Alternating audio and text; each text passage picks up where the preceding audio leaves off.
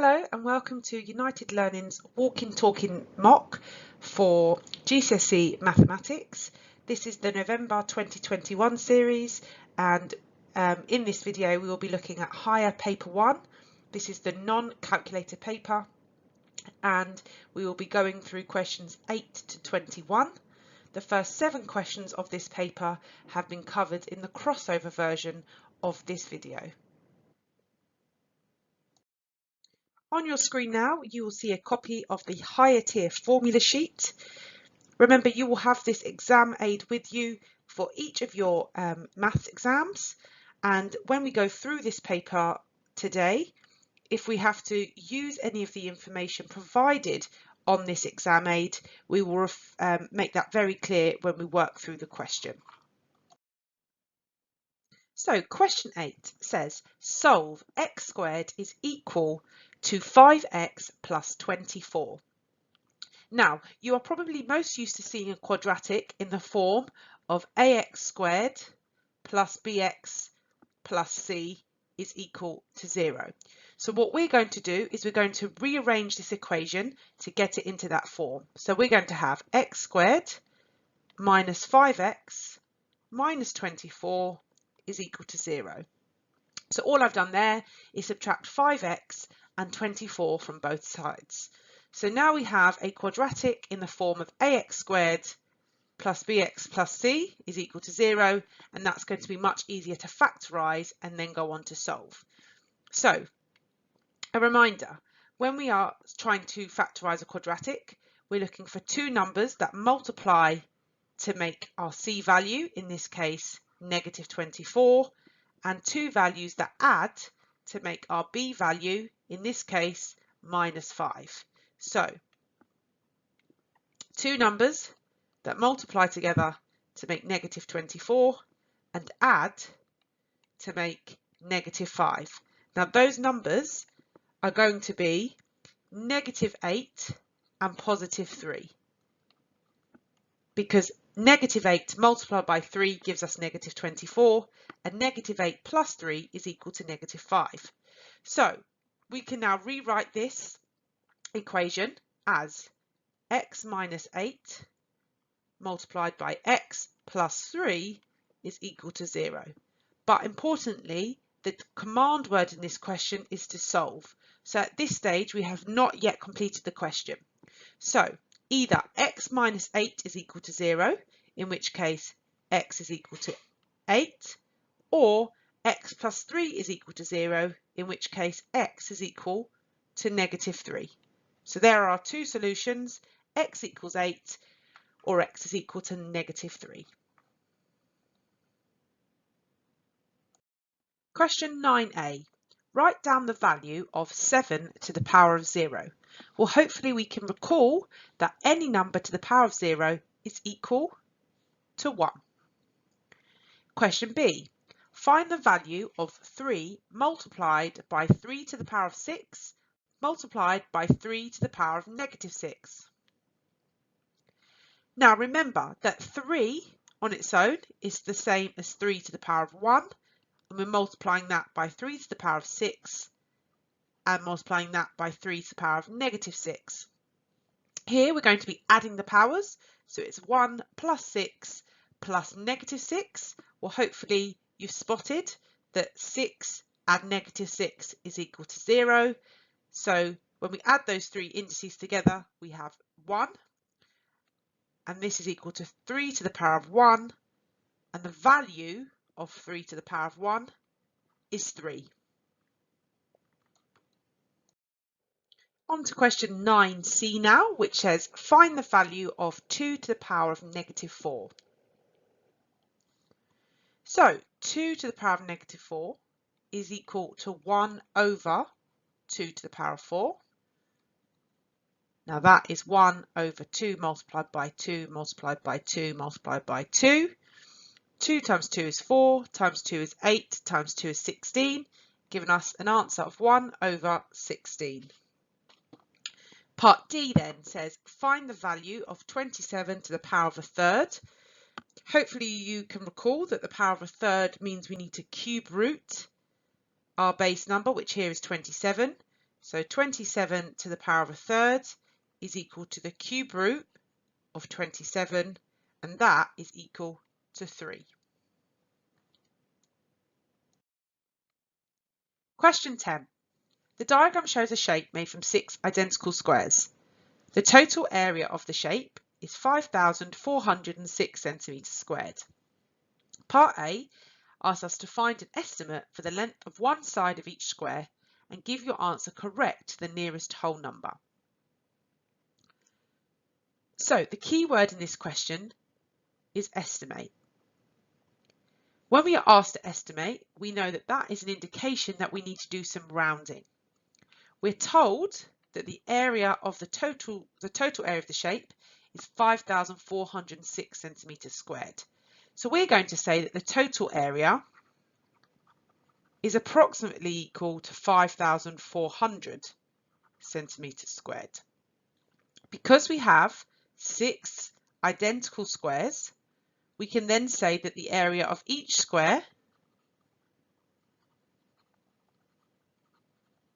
is approximately equal to 5,400 divided by 6, which is equal to 900. So that's 900 centimetres squared. That's our approximate area for each square. Once we have the area of a square, we can find the side length by square rooting that value. So the side length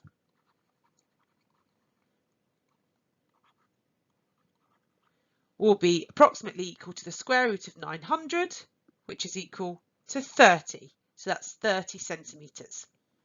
Now it's worth saying that you could have divided the total area by 6 to get 901, and at that point rounded down to 900 to then get to our final answer of 30. So either way is totally fine, but you should have an answer of 30 centimetres. And part B asks us, is your answer to part A an underestimate or an overestimate? You must give a reason for your answer, and that's really important because without a reason, you won't score any marks for just an underestimate or an overestimate. So let's think about what we did. We had a total area of 5,406 and we rounded that down to 5,400. So that means that our answer of 30 centimetres is going to be an underestimate because the total area was rounded down from 5,406 to 5,400. Now, if you rounded at a later stage and you rounded 901 down to 900, then your reason would obviously be an underestimate because the area of each square was rounded down from 901 to 900. Question 11. The diagram shows 2 rectangles, A and B. All measurements are in centimetres. The area of rectangle A is equal to the area of rectangle B, and we need to find an expression for y in terms of w. So let's begin by looking at rectangle A. So we know that the area of any rectangle is length times width. Rectangle A has a length of 2w plus y and a width of 6. So the area of this rectangle is going to be 6 lots of 2w plus y. Moving to look at rectangle B, we have a length of 3y plus 6 and a width of 7w. So our area is going to be the product of those, 7w multiplied by 3y plus 6. Now we are told in the question that the area of rectangle A is equal to the area of rectangle B. Okay, and because of that, we can then equate those two expressions that we have. So we've got 6 lots of 2w plus y being equal to 7w multiplied by 3y plus 6. If we expand our brackets, we then get 12w plus 6y is equal to 21wy plus 42w.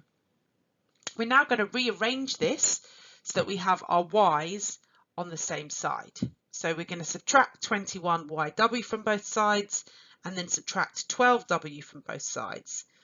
That will give us 6y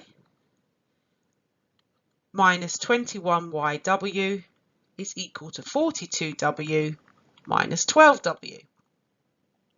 If we tidy that up, we can see that 6y minus 21yw is equal to 30w. Now we are now going to factorise this part here so that we can get y on its own. So we're going to take y outside of the bracket, and then we'll have 6 minus 21w inside the bracket, and that's going to be equal to 30w. Now we're looking for an expression in terms of y. So far we've got y multiplied by 6 minus 21w is equal to 30w. So our last thing to do is to divide both sides by 6 minus 21w, and that gives us y is equal to 30w divided by 6 minus 21w. And there we have our final answer. Y is equal to 30w all over 6 minus 21w. Question 12.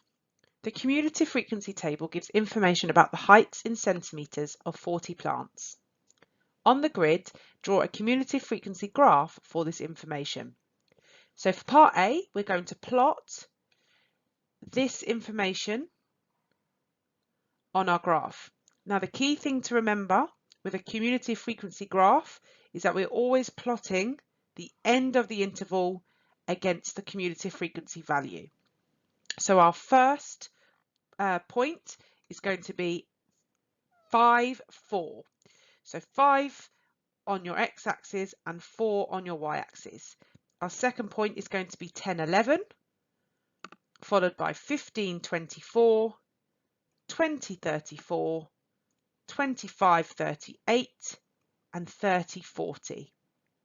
So they are the 6 points that we need to plot, and they will help us form our cumulative frequency curve, which you're then going to draw freehand, and you want to create a smooth curve that goes through all of the 6 points, and you should have something that looks a bit like that. So that completes part A. For part B, we are asked to use the graph to find an estimate for the median height of the plants. So the median is halfway through the data. We can see that our cumulative frequency value goes up to 40. So halfway through that is 20. So we go to 20 on our y-axis. And we're going to draw a line from 20 across to where that meets the curve. At that point, we then draw a vertical line down to the x-axis, and we can read off our estimate. Now you can see that that estimate from that graph is 13 centimetres. So our answer there is 13 centimetres. But the examiner will accept anything in the range of 13 to 14 centimetres. So an answer of 13, 13.5 or 14 would be accepted for that mark. And that will all depend on how accurate your graph has been drawn. Question 13. Ted is trying to change 0.43 recurring to a refraction. Here is the start of his method. Evaluate Ted's method so far. So the recurring decimal that Ted has is 0.43, where both the 4 and the 3 recur. So that is x is equal to 0.434343, etc. Now, in order to change any recurring decimal to a fraction, we want to make sure that the recurring parts are the same when we do the subtraction. And what you can see here is that those recurring parts are not the same, and therefore this subtraction is not going to work. So where we are asked to evaluate Ted's method so far, we can say that Ted has not made the recurring parts the same. Now you may want to add what he should have used that would allow the recurring parts to be the same. And if he'd used 100x, we would have got 43.4343, etc. And then subtracting x, we would see now that the recurring parts were the same. So Ted has not made the recurring parts the same. He should have used 100x and x.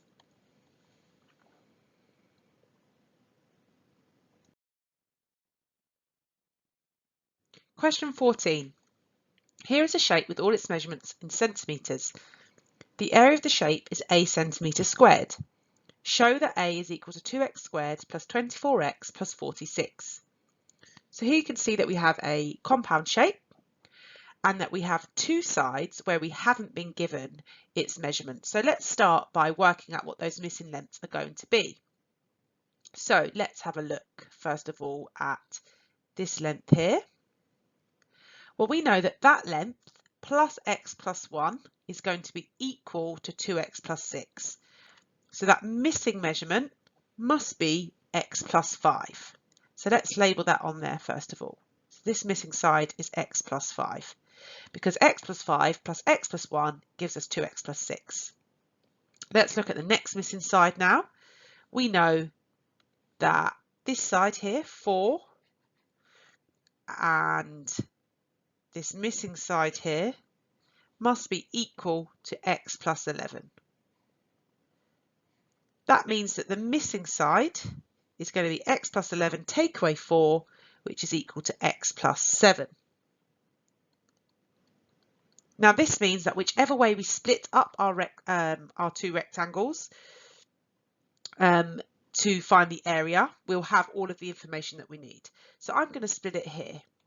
I'm going to call this rectangle 1 and this rectangle 2. Now, my area for rectangle 1 is going to be 4 multiplied by x plus 1, which is equal to 4x plus 4. The area for rectangle 2 is going to be x plus 7 multiplied by 2x plus 6. So that's x plus 7 multiplied by 2x plus 6. Now to expand those double brackets, you may want to use the grid method. If we do that, we have x plus 7 and 2x plus 6, where we'll get the following: 2x squared, 14x, 6x, 42.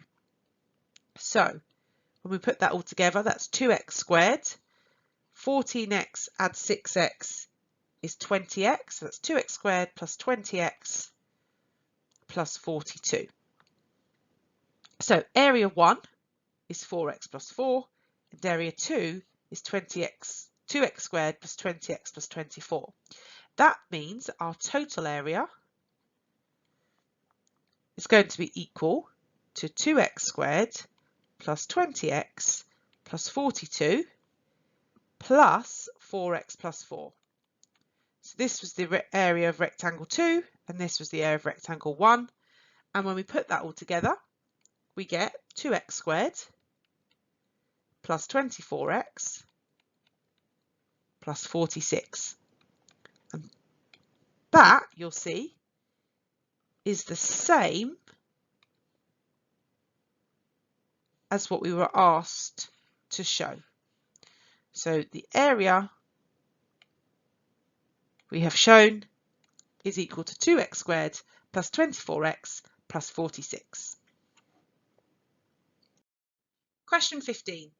Show that 4x plus 3 all over 2x plus 3/5 can be written in the form of ax plus b all over cx, where a, b and c are integers. So the first thing we want to find is our lowest common denominator. And our denominators are 2x and 5, and our lowest common denominator will be the product of those two. So that's going to be 10x. So we're going to rewrite these fractions with denominators of 10x. Now to get from 2x to 10x, I've multiplied by 5. So I'm going to multiply my numerator here by 5. So that's 5 lots of 4x plus 3. And then to get from 5 to 10x, I've multiplied by 2x. So I'm going to multiply my numerator by 2x. So that's 3 lots of 2x. I can then expand my brackets, giving me 20x plus 15 over 10x and 6x over 10x. Now, because my denominators are the same, I can simply add my numerators, and that will give me 26x plus 15 over 10x.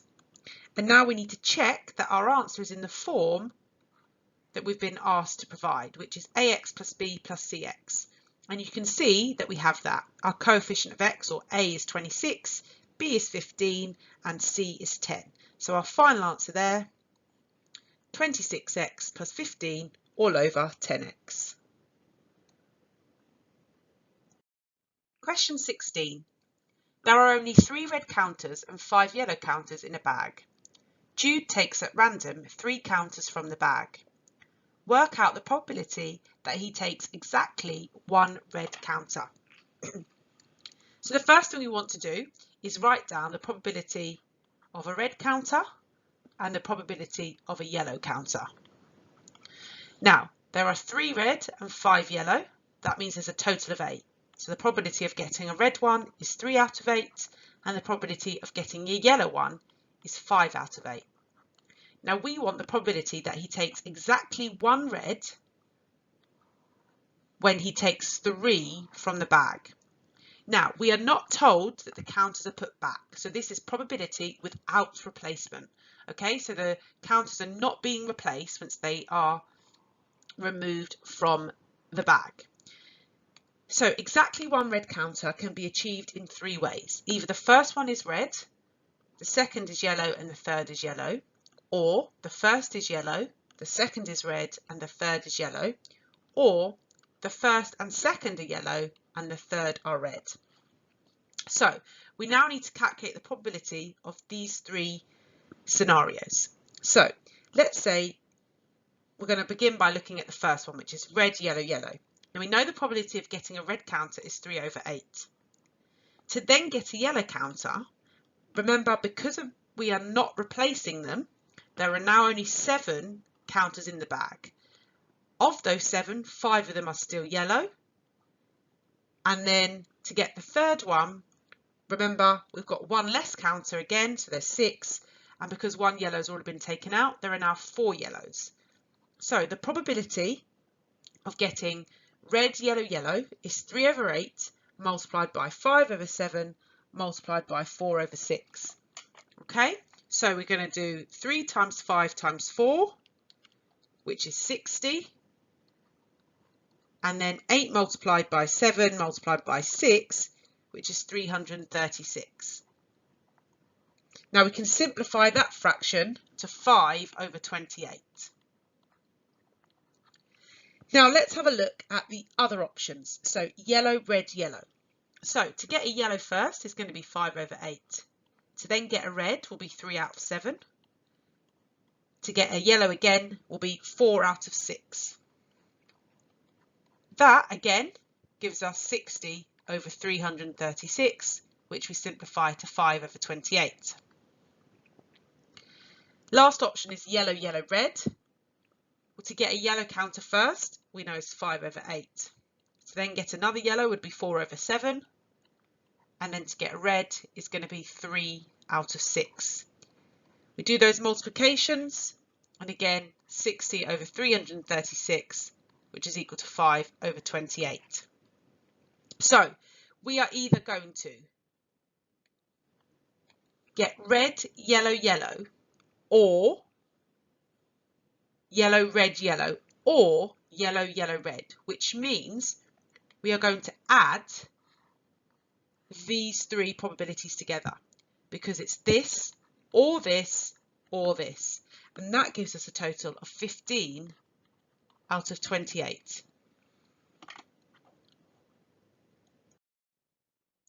Question 17.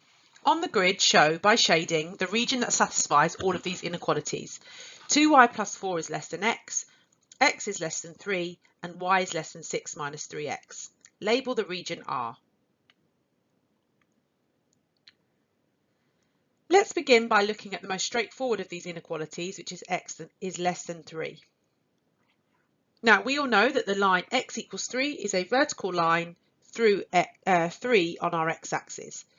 So we are going to draw the line y is equal to 3, but this is going to be a dashed line because this is an inequality rather than an equality. The next line we're going to look at is y is less than 6 minus 3x. So what I'm going to do here is do a little table of values to get some points that I can then go on to plot. So I'm going to substitute some x values into the equation y equals 6 minus 3x. And we can do that by using x values of 0, 1 and 2. When I substitute 0 in, I get 6. When I substitute 1 in, I get 3. And when I substitute 2 in, I get 0. So let's plot those 3 points now. 0, 6, 1, 3, and 2, 0. And when I join those points, I get a line like so. And again, we're using a dashed line to represent the inequality. That third inequality then is 2y plus 4 is less than x.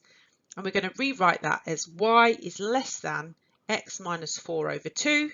And again, use a table of values to get some coordinates. So we're going to substitute 0, 2 and 4 into the equation y equals x minus 4 over 2.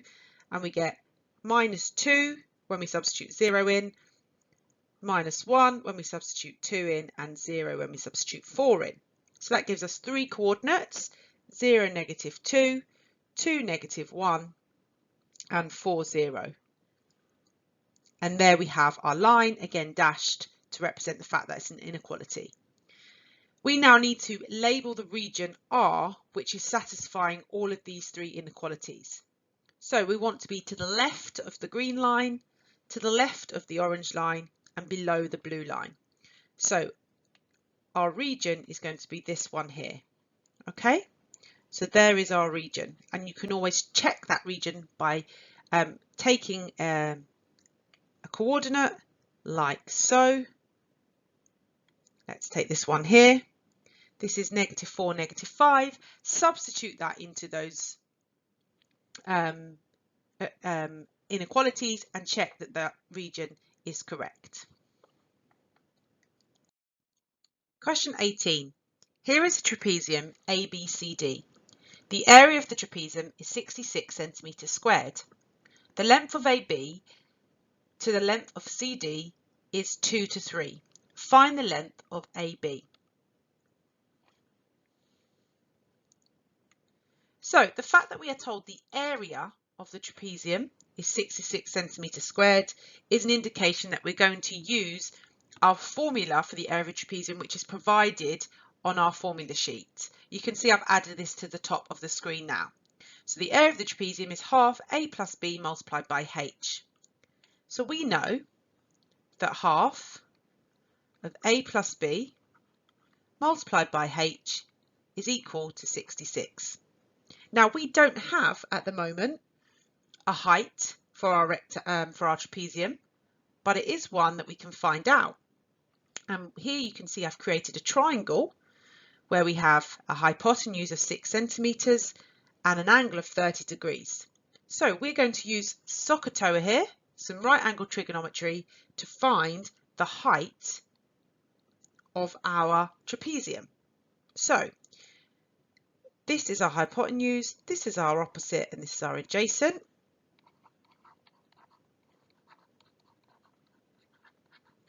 And we need to use sine to find the value of x. So we know that sine 30 is going to be equal to x over 6. Now, sine 30 is one of those exact trig values that we need to be able to recall. And sine 30 is equal to a half. So a half is equal to x over 6, and therefore x is equal to 6 multiplied by a half, which is equal to 3 centimetres. So we now have a height of a trapezium of 3 centimetres. Let's label that on our diagram. So we've got 3 centimetres there as the height. So we can now substitute that value of 3 into our formula, which is that a half a plus b times h, which we now know is 3, is equal to 66. If we divide both sides by 3, we can see that a half multiplied by a plus b is equal to 22.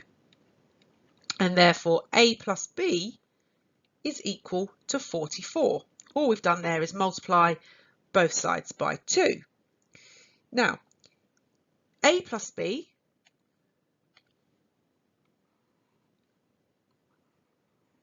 is in the ratio of 2 to 3. So a to b, c to d is in the ratio of 2 to 3. That's a total of 5 parts. So we know that 5 parts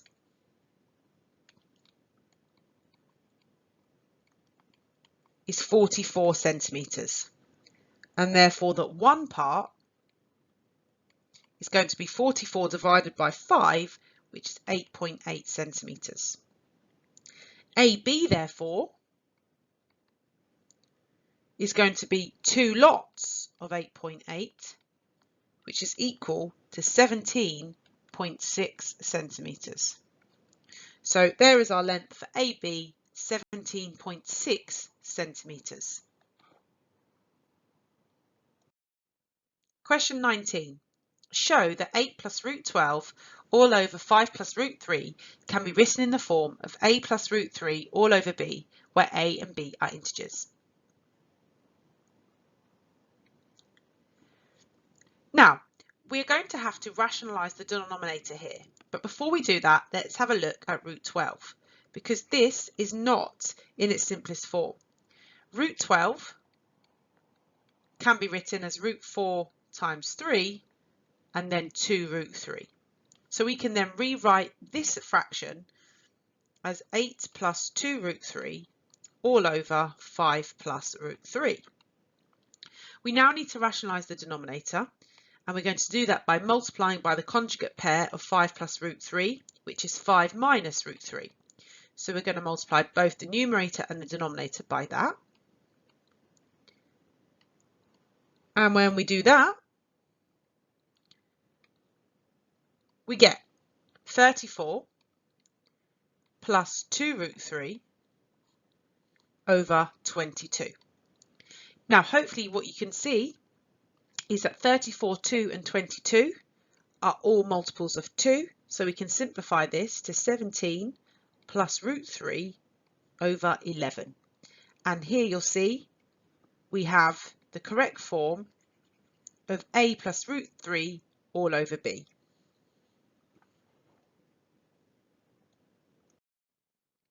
Question 20. The diagram shows the graph of x squared plus y squared equals 30.25. Use the graph to find estimates for the solutions of the simultaneous equations x squared plus y squared equals 30.25 and y minus 2x equals 1. So we've been given the graph of x squared plus y squared equals 30.25. We can see that that's the circle on the screen. So what we need to do is plot the line y minus 2x equals 1. And y minus 2x equals 1 is the same as y equals 1 plus 2x. So I'm going to draw myself a table of values, x and y, and we can substitute in 0, 1, 2 and 3. When I substitute 0 in, I get 1. When I put 1 in, I get 3. When I put 2 in, I get 5. And when I put 3 in, I get 7. So I'm going to plot those points now. 0, 1, 1, 3, 2, 5 and 3, 7. and then going to join those points with a straight line, and that is the equation y equals 1 plus 2x or y minus 2x equals 1. Now, I need to use the graphs to find the estimate for the solutions of these simultaneous equations. And remember, the solution to the simultaneous equations will be where the two lines intersect. So where our circle and our straight line intersect. Hopefully you can see that those lines intersect at 2 points, one here and one here. And what we now need to do is read those values off of our graph. So you can see I've used my ruler and a pencil to draw up to those points of intersections to get those coordinates and make sure that I read them clearly. So this point here is 2.1, 5.1. And this point down here is minus 2.9, minus 4.7. So we now need to give our solutions not as coordinates, but as x and y values. So either x equals 2.1 or x equals minus 2.9, and then y is either equal to 5.1 or negative 4.7. And there are our solutions there. Question 21. The functions f and g are such that f of x is equal to 3x squared plus 1 for values of x greater than 0, and g of x is equal to 4 over x squared for x values greater than 0. And we need to work out the gf1. Okay, so first thing I want to do is find f of 1 by substituting 1 into 3x squared plus 1. So that's going to be 3 lots of 1 squared plus 1, which is equal to 3 times 1 plus 1, which is equal to 4. And then going to find g of 4 by substituting 4 into 4 over x squared, and that gives me 4 over 4 squared, which is equal to 4 over 16, which simplifies to a quarter. So my final answer there is a quarter. Okay, so part B, now we're finding h of x. So we know that fg of x is equal to 3 lots of 4 over x squared, all squared, plus 1, which gives us 3 lots of 16 over x to the power of 4 plus 1, which is 48 over x to the power of 4 plus 1.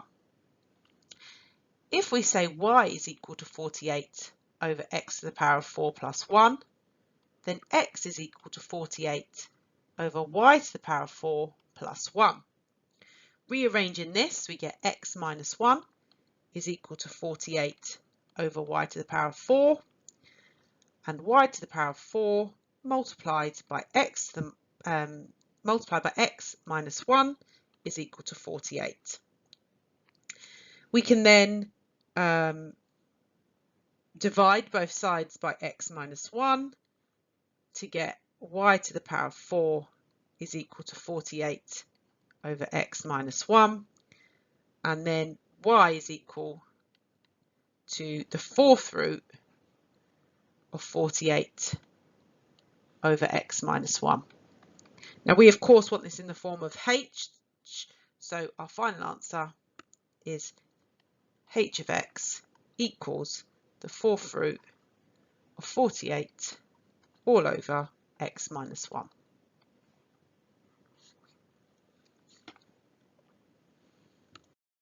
Question 22. Find the coordinates of the turning point on the curve with equation y equals 9 plus 18x minus 3x squared. You must show all your work in. Now hopefully seeing turning point on the curve has given you some indication here that we need to be completing the square. So we're going to start by rewriting that equation slightly differently. So we're going to write that as y equals minus 3x squared plus 18x plus 9. Now we can see that 3, 18 and 9 are all multiples of 3, so we can take 3 out. So y is equal to minus 3 lots of x squared minus 6x minus 3. And just watch your signs there, okay? Because we've taken minus 3 out and we need to make sure that we have positive 18x and positive 9. So negative 3 multiplied by negative 6 gives us our positive 18, and our negative 3 multiplied by negative 3 gives us our positive 9. Okay, so we now want to deal with this part of the equation. Okay, we're going to complete the square. So we're going to get x minus 3 all squared minus 12. And let's not forget then we've got our minus 3 out here. So y is equal to minus 3 and then x minus 3 all squared minus 12. If we expand that, we get y equals minus 3 lots of x minus 3 all squared plus 36. And then we can look at these numbers here to find our turning point. And our turning point is going to be positive 3, 36. So positive 3 and 36 for our turning point of our curve.